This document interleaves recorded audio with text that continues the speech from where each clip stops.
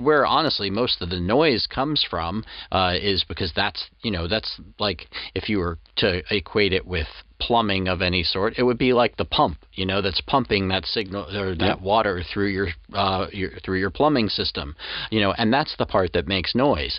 A microphone can be extremely quiet, but when you add that preamp that has to pump that signal up, that's where the noise comes from. So if you're not getting enough gain out of the preamp that you have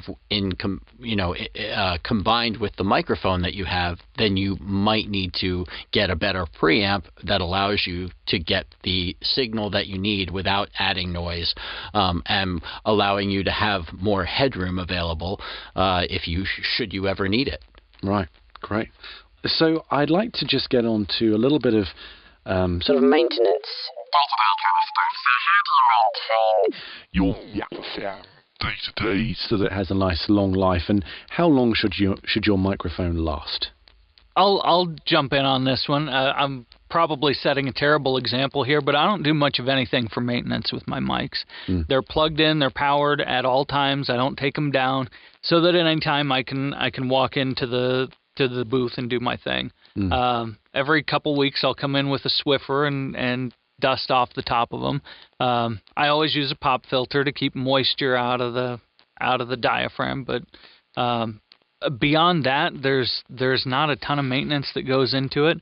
And a good mic, well taken care of, with the exception of ribbons and tube mics, will last a long, long time. I mean, decades, eons.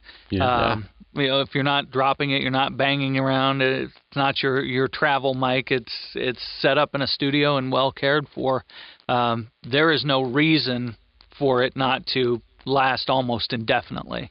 Yeah. I mean, we do have to understand, a large diaphragm condenser microphone certainly is going to be more delicate than, say, they use shotgun microphones on film sets. They travel with them. They mount to cameras. They get, dynamic microphones or, live on stages, which is, I spent the first third of my career doing live sound. I mean, these things get complete, drummers hit them with sticks and hard too, right? Yeah. So, I mean, a lot of that, microphones are actually pretty durable.